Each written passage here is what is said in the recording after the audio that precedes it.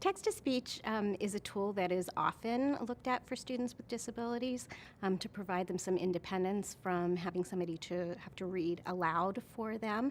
And what text-to-speech basically is that you take any type of digital text that's available and pair it with a synthesized voice.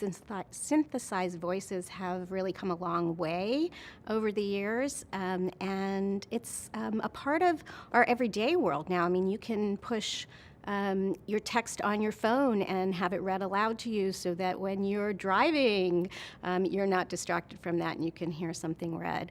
So it's a tool that's really quite ubiquitous now, but it's really powerful for students who are struggling with reading, to be able to give them access to more complex text, to give them access to grade level text that they might not be able to either decode or comprehend in written format on their own.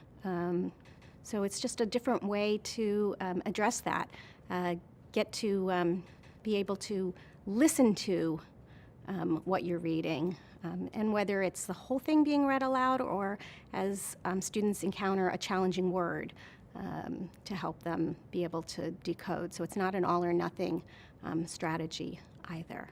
People will know how they could access it themselves on their phone, but they're not always thinking about how they can use that with students. So they do need to be taught explicitly, and there are a lot of tools that are out there that they can use to access text-to-speech. Sometimes it's built into some of the web-based resources that teachers are using, and sometimes it's add-ons that you can layer on top of digital text that's available. So tools like Read and Write for Google, tools like Snap and Read from Don Johnson, you layer right on top of any digital text that you have available. But I do find we have to train teachers how to use it and give them lots of opportunities even to practice using it. Even more powerful than training the teachers is going in and training the students.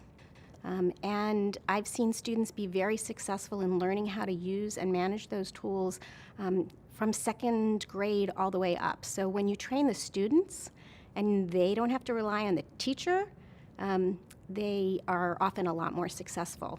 Our kids are living in a very digital world, and so these kinds of digital tools are just a part of their environment. Teachers are not always quite there yet. I see that in the classroom all the time, of a friend leaning over and reminding, oh, did you remember to turn on Snap and Read? Or, asking for help. Or even silly things like, what voice did you choose? And then being able to find the right voice. Kind of, sometimes that silly voice is initially appealing, and then they realize, oh, I really need something that's going to be more meaningful to me. For more information about effective assistive and instructional technology, please visit ctdinstitute.org. Funding for this video is provided by the Center on Technology and Disability through a grant from the United States Department of Education, Office of Special Education Programs.